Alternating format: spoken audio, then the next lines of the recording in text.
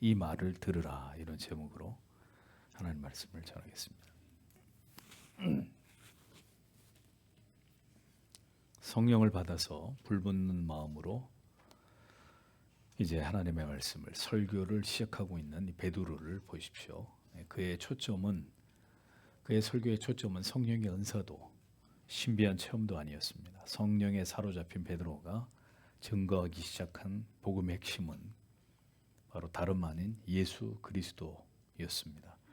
본문 22절을 다시 보십시오. 이스라엘 사람들아, 너희는 이 말들을 들으라. 너희가 알아봤던 것처럼 나사렛 예수를 하나님이 그를 통하여 너희 가운데 행하셨던 능력들과 기사들과 표적들로 너희 중에 하나님으로부터 증거되어 왔던 사람을 이라고 기록이 되어 있습니다.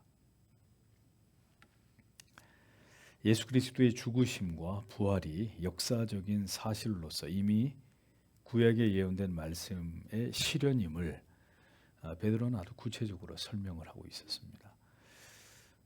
예수를 모른다고 3번이나 부인했던 베드로의 이 비굴하고 나약한 모습은 온데간데 없고, 이제 성령에 사로잡힌 열정적인 복음 전도자 사도 베드로의 모습을 우리는 이 사도행전 속에서 대면하게 됩니다.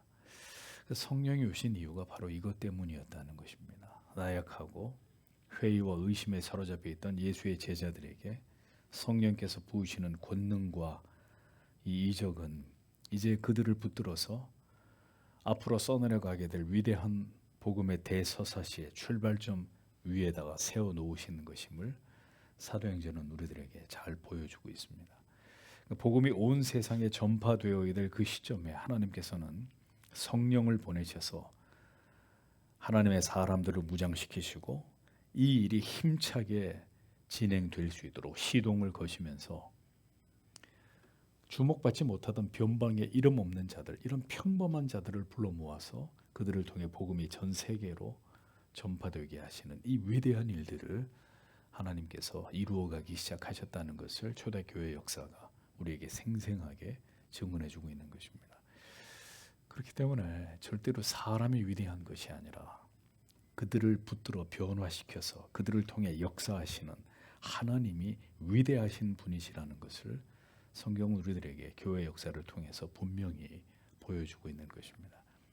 베드로는 당당하게 너희가 아는 바대로 하나님께서 예수 그리스도로 말미암아 그가 이 땅에 계실 때 크고 놀라운 권능과 이적과 표적을 하나님의 아들을 통해 그가 이것을 행하게 하심으로 그가 누구이신지를 증명해 내셨다고 이렇게 말하고 있었습니다.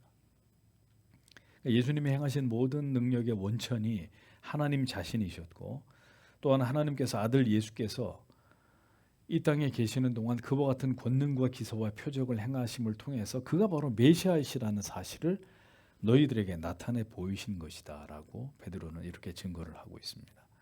22절, 23절, 24절 각각 하나님께서, 하나님께서 3번이나 예수 그리스도와 연관해서 하나님에 관해서 말씀하고 있는 것을 주목해 보십시오. 이는 성자의 출현과 그의 사역과 그의 죽으심과 부활하심, 성자 예수 그리스도의 모든 역사를 모두 성부 하나님께서 주권적으로 계획하시고 주도하시고 섭리하셨다는 사실을 보여주는 말씀입니다. 너희가 못 박아 죽인 예수는 하나님이 이 땅에 보내신 하나님의 아들이다. 그가 행한 모든 권능과 능력과 이적은 그가 행한 게 아니라 하나님이 자기 아들을 통해 너희들에게 행하신 것이다. 그러니까 성부와 성자가 어떤 관계 속에 있는지에 대해서 분명하게 베드로가 이것을 그들에게 이야기해 주고 있었던 것입니다. 자, 보십시오. 지금도 예수 그리스도의 메시아 되심을 부정하는 유대인들을 보십시오. 그는 실패한 메시아고 하나님과 그는 아무 상관이 없다. 유대인들은 여전히 이런 생각을 하고 있지 않습니까? 참 안타까운 마음이 듭니다. 성부 하나님의 가장 중요한 구원 계획의 그 중심에 하나님의 아들 예수 그리스도께서 계심을 아직도 믿지 않고 부정하고 있는 유대인들, 세상에서 제일 불쌍한 사람들입니다. 하나님이 가장 중요하게 생각하신 핵심은 천지창조와 더불어서 바로 타락한 하나님의 백성들을 구원하시기 위해서 하나님의 아들을 이 세상에 인간의 모습으로 보내신 것이다. 이것이 하나님께서 가장 중요하게 여기시고 하나님이 가장 중요하게 행하신 그 구원 사역의 핵심이라는 것을 성경은 우리에게 보여줍니다. 이것이 복음의 핵심, 성경에 기록된 모든 진리의 중심 주제이다라는 것을 보여주는 것입니다. 신앙 안에서 성경 속에서 다른 것들을 절대로 강조하거나 부각시키는 것은 성경에 대해서 일체 무지함을 보여주는 것입니다. 물론 성경은 세상의 모든 지식을 포괄하고 모든 주제를 담고 있는 위대한 책이기는 하나 이 성경을 쥐어짜면 딱 하나의 주제가 나오는 것입니다. 그것은 예수 그리스도, 바로 그 주제라는 거죠. 성경은 오직 예수 그리스도, 그의 존재의 이유와 그의 죽으심, 그의 부활하심을 가장 중요한 초점으로 다루고 있는 책입니다. 그래서 사도 바울은 고린도전서 2장 2절에서 내가 너희 중에서 예수 그리스도와 그의 십자가에 못 박히신 것 외에는 아무것도 알지 아니하기로 작정하였습니다 라고 말하고 있잖아요. 예수 그리스도와 그의 십자가에 못 박히신 것 이거 외에는 아무것도 나는 알고 싶지 않다. 나는 모든 걸 다 배설물처럼 버린다. 빌립보서 3장 7절에서 8절에는 그러나 무엇이든지 내게 유익하던 것을 내가 그리스도를 위하여 다 해로 여길 뿐더러 또한 모든 것을 해로 여김은 내 주 그리스도 예수를 아는 지식이 가장 고상함을 인함이라.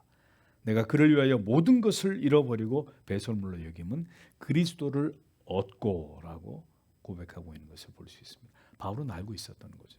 성경 전체의 가장 위대한 핵심 지식은 예수 그리스도, 그를 아는 것이다. 다시 말씀드립니다. 성경의 주제는 성령의 신비한 체험도, 은사도, 예수 믿으면 우리가 받게 될 축복도, 병나음도 아닙니다. 오직 예수 그리스도만이 성경의 가장 중요한 주제일 뿐입니다. 성령은 이 성자 예수 그리스도에게 모든 초점을 모으시는 일을 교회와 성도 안에서 행하십니다. 그런데도 오늘날 설교 가운데 예수 그리스도가 사라지고 있다는 것은 오늘날 성령이 하나님의 교회 안에 계시지 않는다는 증거가 되는 것입니다. 이 예수 그리스도가 온 열방과 민족 가운데 증거되도록 섭리하시는 그 일을 성령은 성령이 오신 그때로부터 지금까지 행하고 계십니다. 그 예수 그리스도가 나의 구주이심이 믿어지게 되는 이 놀라운 구령의 역사를 성령은 오늘도 교회를 통해서 그 일들을 행하고 계십니다. 예수께서 보이신 권능과 기사와 표적은 모두가 한 가지의 목적성을 두고 이 땅 가운데 펼쳐졌던 것인데 성경은 이것을 우리에게 분명히 말씀하십니다. 바로 예수 그리스도께서 이 세상에 오신 목적은 우리의 먹을 것과 우리의 병든 것과 우리의 압제를 해결해 주실 해결사가 되어 주시기 위함이 아니라 우리를 죄로부터 구원하시기 위해서 메시아로 오셨다. 이것을 말씀하고 있습니다. 우리를 영원한 죄의 형벌과 저주로부터 구원하실 메시아로 이 죄의 문제를 해결하실 분으로 그분은 이 세상에 오신 것입니다. 택한 백성들을 영벌과 지옥에서부터 구원하시고 영생을 얻게 하시기 위해서 하나님의 아들이 오신 것입니다. 예수님의 관심은 이 세상에서의 이 하나님의 자녀들의 행복과 번영이 아니라 이 세상에서 예수 그리스도를 구주로 영접한 결과 택하심을 입은 모든 하나님의 자녀들이 영원한 생명을 얻어서 천국에 가는 것이었습니다.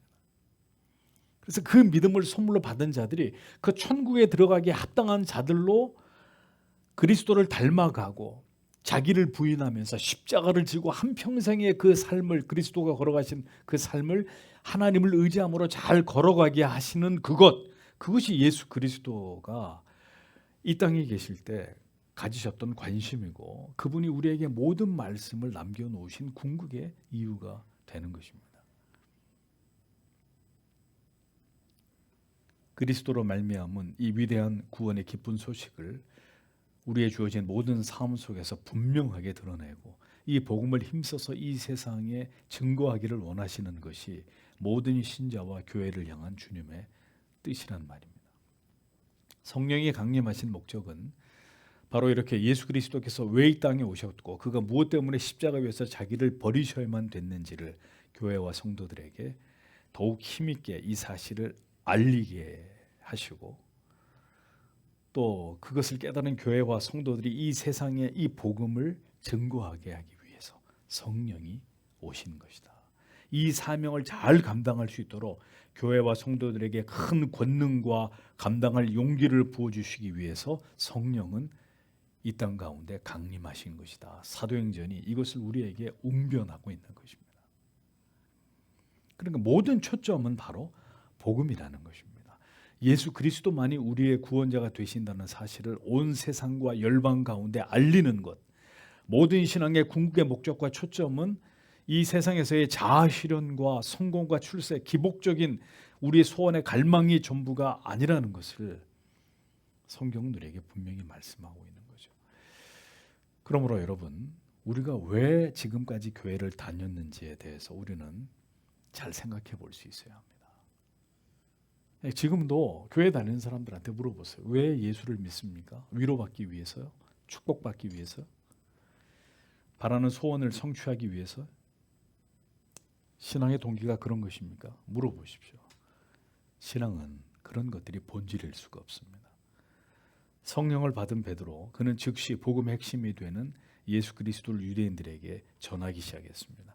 당신들이 십자가에 못 박아 죽인 그는 그렇게 죽어 마땅한 죄인이 절대로 아니고 하나님께서 당신들을 구원하기 위해서 이 땅에 보내신 죄 없으신 속죄의 희생 양이었다는 사실을 베드로는 유대인들에게 전하고 있었습니다.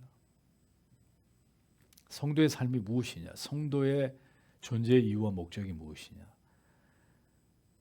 그리스도께서 우리를 대변하사 우리의 모든 죄의 변론인이 되어주심처럼 이 세상이란 법정 앞에서 우리의 온 마음과 생명을 다해서 죄 없이 죽으신 예수 그리스도, 그의 무죄하심과 그 예수가 바로 우리를, 나를 구원할 자가 되신다는 사실을 세상 사람들에게 변호하고 이 사실을 힘써 알리고 전하는 것이 우리의 사명이고 우리가 이 세상에 살아가는 존재의 이유입니다.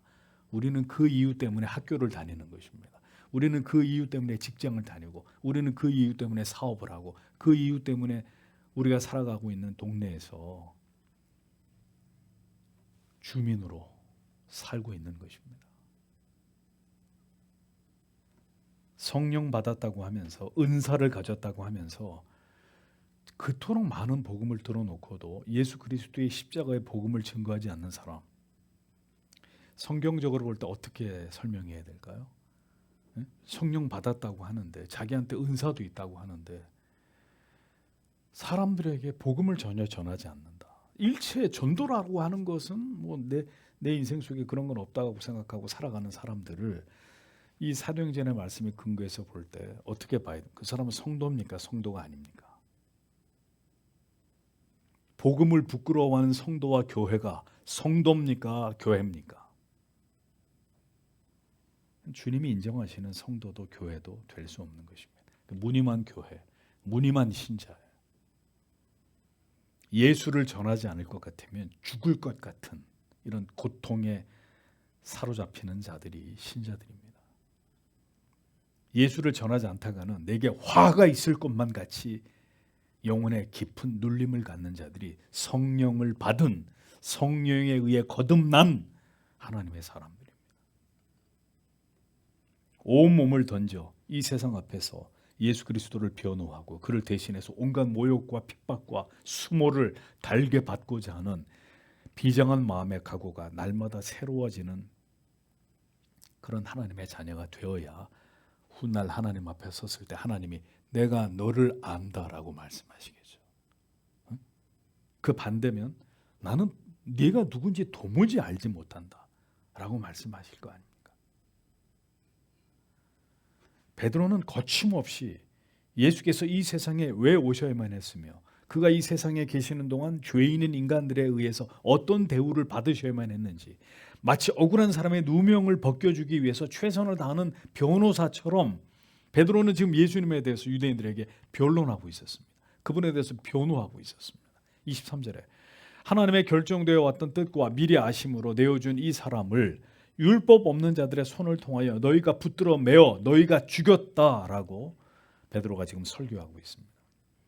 예수의 죽으심은 우연이나 돌발적인 사고가 아니라 예수께서 십자가 위에서 대속의 죽으심으로 모든 속죄를 이루신 것은 하나님의 영원한 계획 속에서 이루어진 인류를 위한 놀라운 구속의 사건이라는 것을 베드로가 설명하고 있었습니다.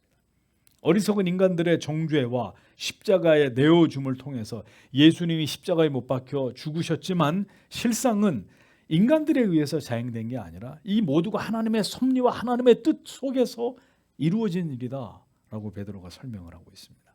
하나님의 정하신 모든 뜻대로 이루어진 결과라고 성경은 말씀하고 있습니다. 법 없는 자란 바로 로마의 군사들을 뜻하죠.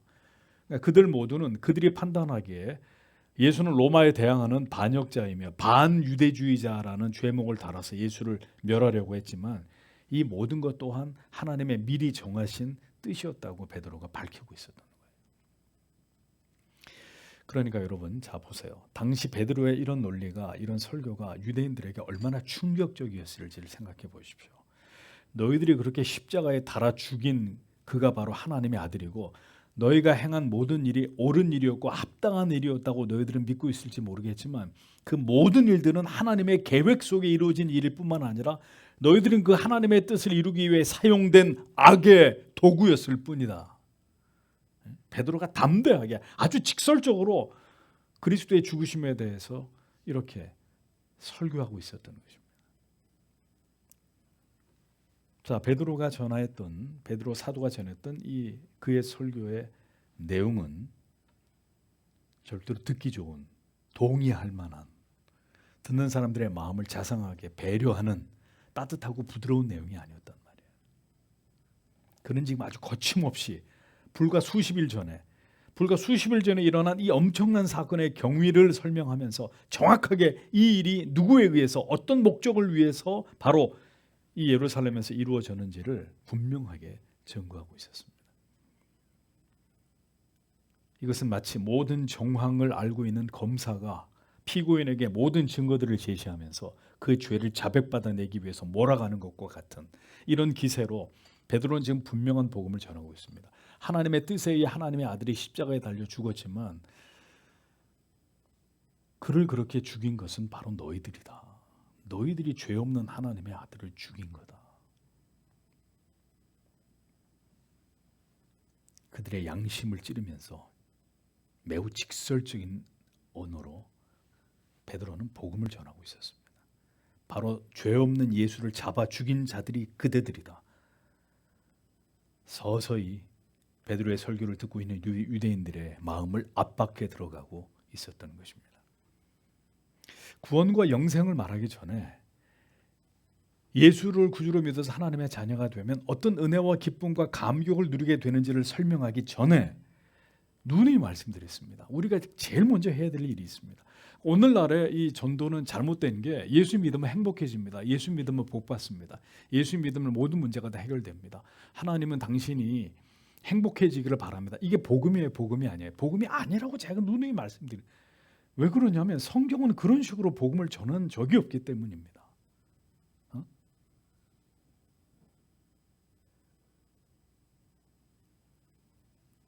우리가 반드시 복음을 전할 때 해야 될 말이 있습니다.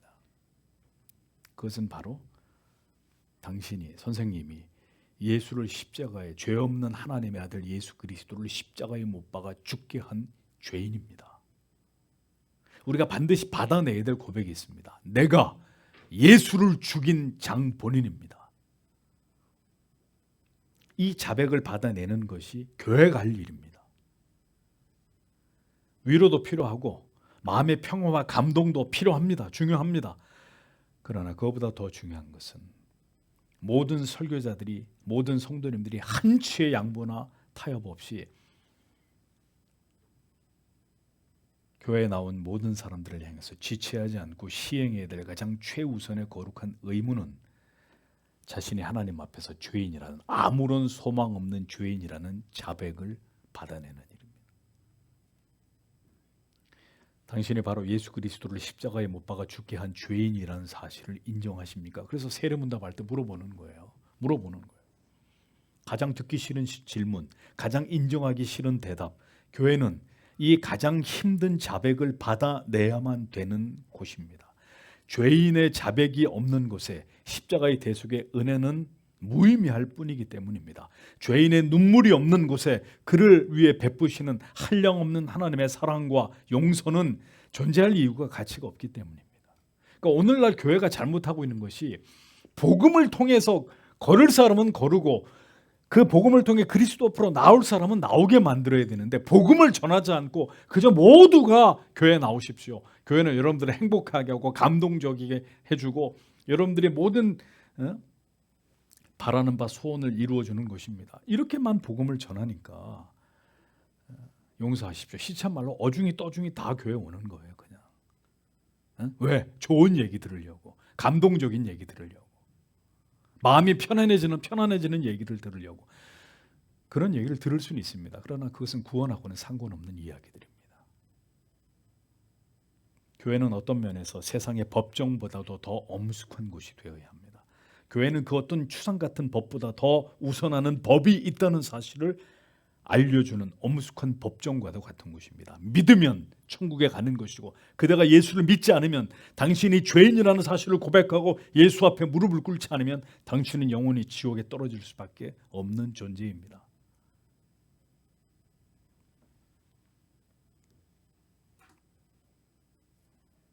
이것을 분명하게 말해주는 곳이 교회여야 합니다. 예수 죽인 자들, 우리는 모두 살인자들입니다. 이런 말씀이 이제 귀에 거슬리고 마음에 거슬리는 사람들이 있다면 그 사람들이 아직 구원 안으로 들어오지 못한 사람들입니다. 이런 선포를 들 때 주여 옳습니다. 저희가 예수 죽인 죄인들입니다. 이것이 마음에 간합되는 사람들이 신자입니다. 성령이 그 마음을 열어놓으신 영혼들입니다. 그러나 성령의 사람이 아닌 사람들은 죄를 지적하고 죄인이라는 말을 제일 듣기 싫어합니다. 이 교회에서 나가신 분들 중에는 저한테 오셔서 왜 목사님은 죄를 설교하십니까?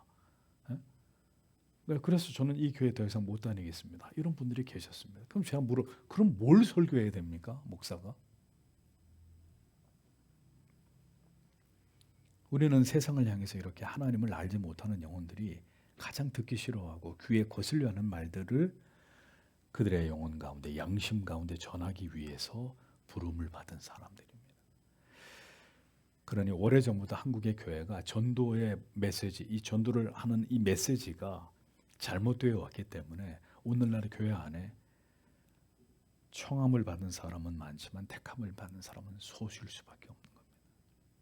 이게 사형리식의 엉터리 복음 전하고 길거리에서 손잡고 따라서 기도하면 당신 오늘 천국 갑니다. 이런 엉터리 복음을 전하고 그렇게 해서 교회 안에 사람들을 채웠기 때문에 오늘 교회가 이렇게 된 겁니다.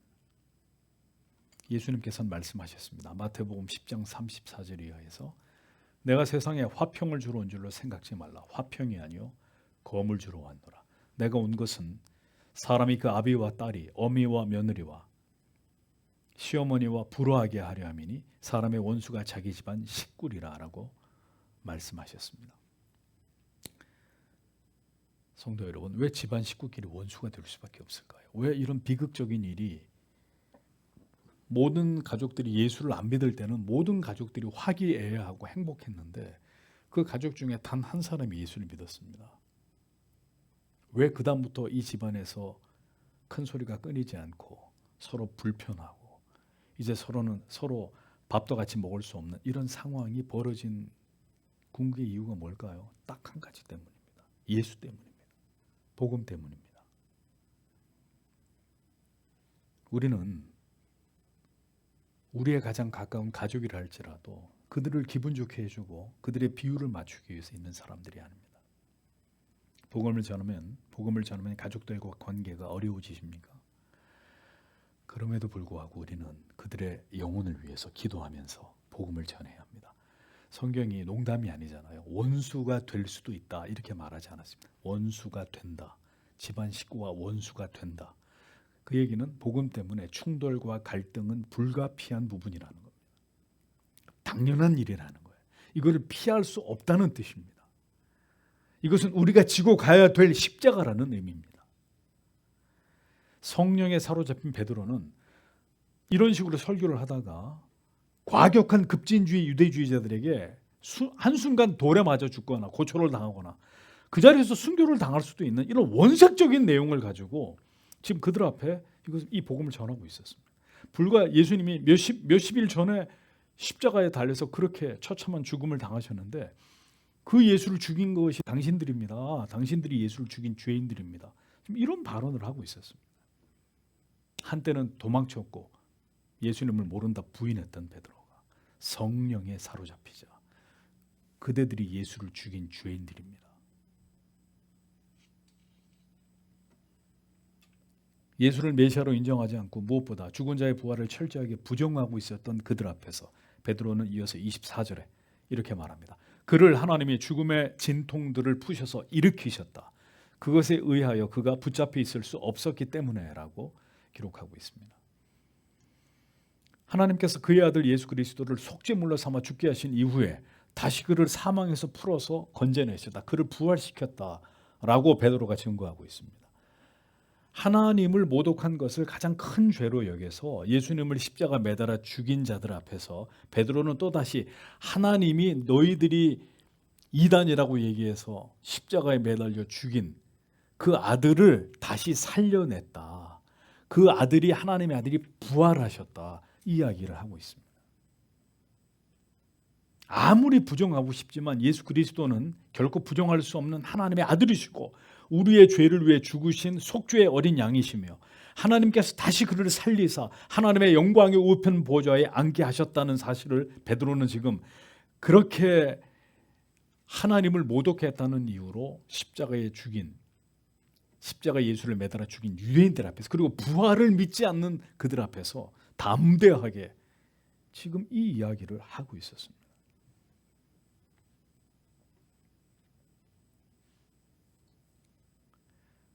누구 앞에서도 부끄러운 것이 없이 당당하게 이 복음의 진리 핵심이신 예수 그리스도를 그리고 하나님의 위대하신 구원의 섭리와 역사를 말해야 되는 것이 저와 여러분들의 사명입니다. 교회가 한 시대 속에 존재하는 이유입니다.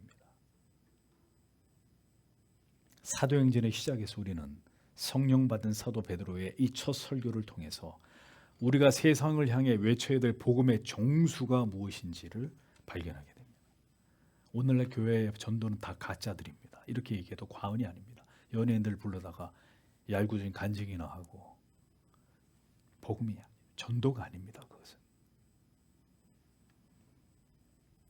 성령은 무엇 때문에 그들 위해 강림하신 것이고 권능으로 그들을 사로잡으신 것인지 세상을 향해 어떤 복음을 외치라고 어떤 나팔수가 되라고 하나님이 지금 성령을 통해 이 일을 하고 계시는 것인지 우리는 이 마지막 때에 왜 다시 성령의 충만을 구하지 않으면 안 되는 것인지 이제 우리의 남은 여생을 어떤 사명과 목표를 위해 살지 않으면 안 되는 것인지 사도행전은 정확하게 그 모든 이야기들을 지금 우리들에게 들려주고 있는 것입니다.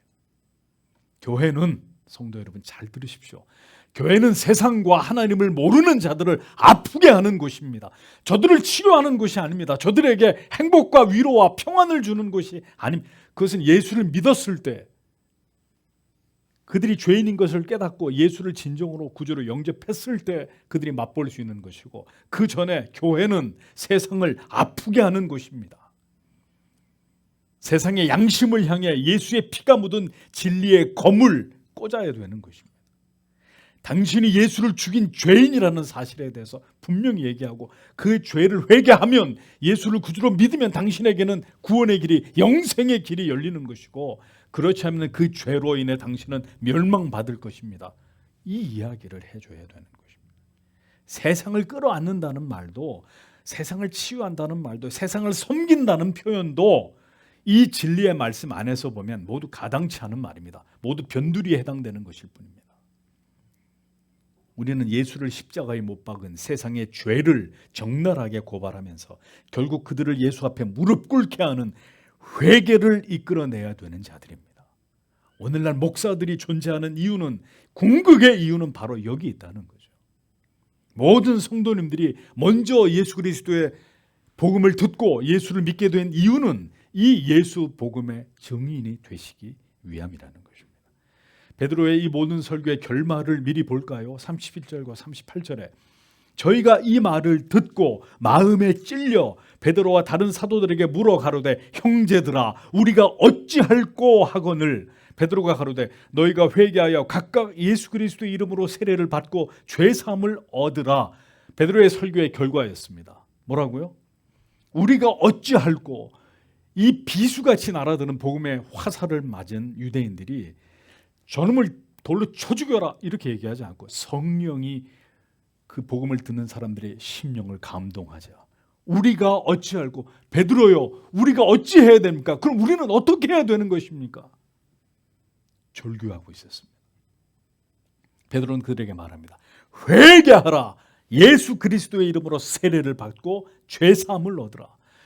그래서 청교도들은 복음이란 무엇이냐? 회개하라. 회개하든지 아니면 멸망당하든지 repent or perish 둘 중에 하나를 얘기하는 게 복음이라고 얘기하는 것입니다. 회개하고 살든지 회개하지 않고 살다가 멸망당하든지 이게 복음이라고 간단하게 얘기하는 것입니다. 청교도들은.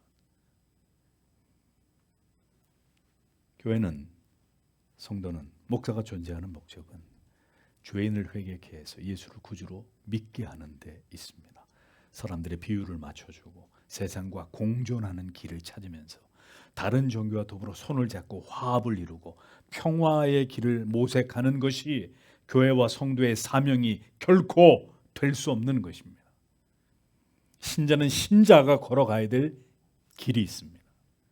신앙의 정도를 가며 세상과 타협하지 않고 시류에 영합하지 않으면서 끝까지 바른 복음을 전하고 그 진리를 지켜가는 성도와 교회가 되어야 합니다. 그것이 사도행전이 우리에게 말씀하고 있는 성도와 교회의 사명이라고 오늘도 성경 누리에게 목소리를 높이고 있는 것입니다.